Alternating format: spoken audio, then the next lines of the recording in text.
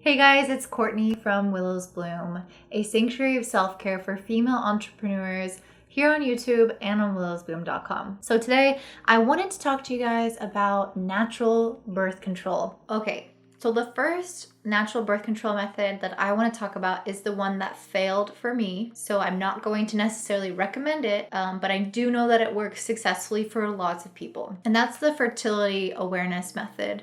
And so this is a way for you to actually learn about your cycle and sort of predict ovulation, but you don't necessarily rely on yourself to predict the ovulation. You're relying on a thermometer, which has a complex algorithm and lots of data from thousands of other women, and it will input your information to figure out when you're ovulating.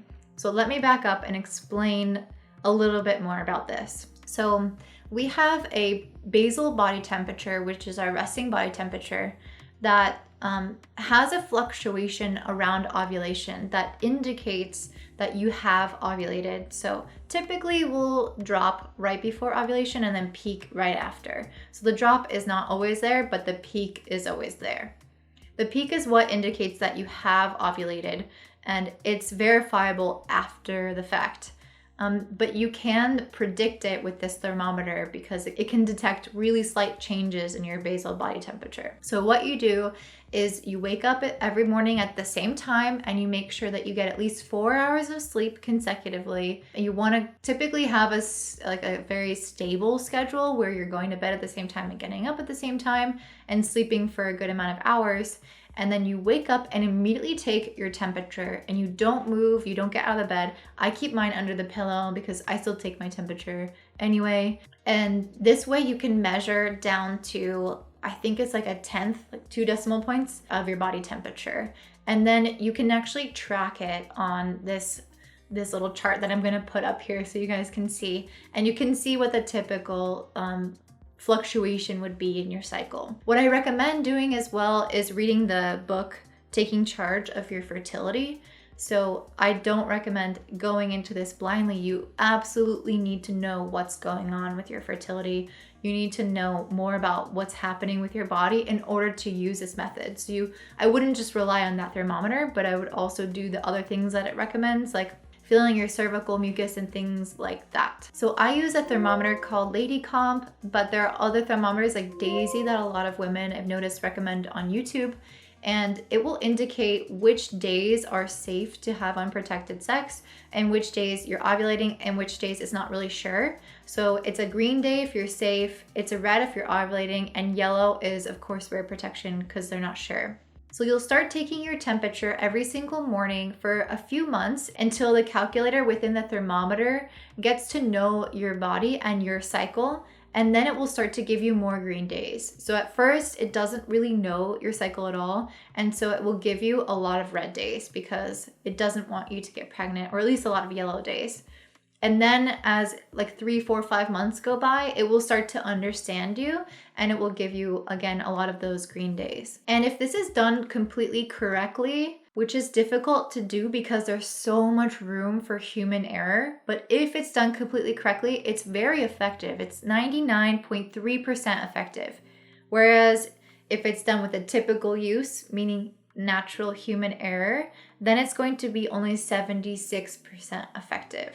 So the reason why there's so much room for human error is because of multiple things. First of all, I was using it when I was traveling, which makes everything disrupted. Like your body temperature is going to be disrupted, your sleep is disrupted. I was also drinking, so I would occasionally be going out for drinks and wine, and then I would stay up for large portions of the night, or I would go to bed at different times and then wake up at different times, and I would still take my temperature and I just threw it completely off. So if you're somebody that has a really stable and consistent lifestyle, then this could be an option for you. I would recommend it even just to get to know your body better and know when you're ovulating and different portions of your cycle to track how you feel. If this doesn't seem like a good option for you, you could always use condoms, male condoms, which are 98% effective if used correctly, or with normal use or typical use, it's 82% effective. And this is a great option because it prevents STDs as well. If not, you have the less common but still an option, female condom, which is very similar to the male condom, but you're putting it up inside the female. I did read online that people said it would move during intercourse, or they would feel it, or it could even irritate the penis or the vagina when it was inside. So I'm not sure how great of an option that is for everyone. The next option actually was recommended to me by my mom, so we can tell that it's been around for a while. It's actually been around since the 1880s, and that's a diaphragm plus spermicide. So I wouldn't recommend using either one by themselves, but together they'll be more effective. And diaphragms are a shallow circular cup made of silicone that you're going to use to insert, and it's going to cover up your cervix. And you pair this with the spermicide, which will make the sperm really difficult to move. And then it will protect the sperm from going into the cervix or going into the uterus and being obviously joining with the egg, which you don't want. So what you do with this is all you do is just insert it yourself before intercourse, and it can even stay in you for up to 24 hours afterwards. It's 94% effective with perfect use, and it's 88% effective with typical use. So with diaphragms, you need to get a prescription from your doctor, and most of them will actually be fitted to your body type. So you'll need to get, I'm not sure how they do it. I don't know if they like measure you or what they do, but you'll probably need to get it sized. Otherwise, there are some brands that doctors recommend, like Kaya, that are one size fits all, but you still need a prescription for it. I'm not sure why. So before I go on to the last method, which I think is a good option for everyone, I want to know, what kind of birth control method do you use? Comment below, because we can share ideas with each other, and maybe there's something out there that I haven't heard of that is just as effective as these options. So the very last birth control method I know of that's natural is a copper IUD. So they have two kinds of IUDs, and one is Paragard and one is Mirena. Mirena actually has localized hormones, so that is not all natural. However, I also think that's a viable option because the hormones, again, are localized, which means that it's going to be inserted into your uterus, and it's only going to be like affected there with the hormones. It's not going to be like the pill where it's circulating throughout your whole body.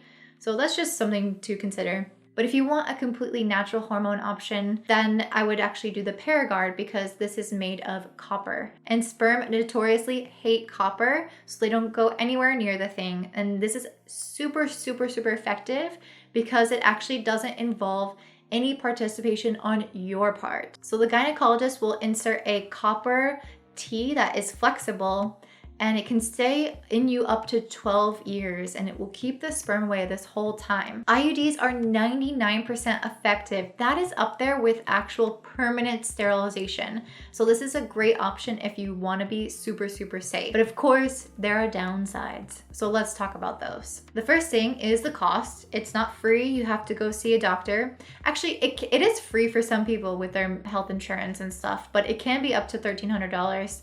I'm sure it's not that ridiculous for most people, but still, it costs money. But really the big downside is that it hurts, or at least I have heard that it hurts. I haven't actually done it myself. I have had two friends. One of them said it hurt super bad to get inserted, that she actually had to get it taken out a few days later, because even after the insertion, it was still uncomfortable for her, which I think is not normal. I know that they insert it, and that is typically a painful process. Like, they'll recommend that you take some medicine beforehand or ask for a numbing cream. But hers hurt weeks later, and I think that isn't the typical thing. So she had to get it taken out, which also hurt. Then I had another friend. She didn't mention that it hurt getting it put in, but her periods got super painful. So she actually had a really light flow that was about 2 days, and like less blood than I experience and a lot of women experience. And for her periods got really long. I think like 10 days or 14 days long. And they were very heavy periods with lots of cramping. And it was just a very uncomfortable experience. But they tell you that you should wait, a few months before you get it taken out, because it typically takes that amount of time for your body to adjust and see if the copper IUD works well for you. And it's just like that initial phase that you have to go through.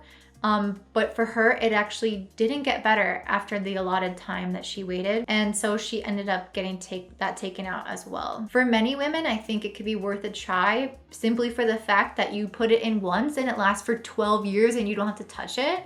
Like, that's pretty nuts. There are other risks that are much rarer, like the fact that it could like poke through your uterus or be misplaced or like come out of place if, I don't know, something weird happens. But like I said, that's pretty rare, and I feel like the worst case scenario would be that you need surgery. So these are all of the options that I know for natural birth control. I don't recommend anything because I am not a doctor and I don't really want to give any suggestions. But if you're interested, please do more research. Use this as your starting off point, like I said. And you'll find more information in my blog post, which I linked down below if you're curious. I hope you guys have a really great day. Don't forget to subscribe, hit like, and click that notification bell. And don't forget to check out my video on working with your menstrual cycle, where I walk you through how to actually schedule out your work week, so your work days, to go along with your flow. All right, guys, have a great one. Bye.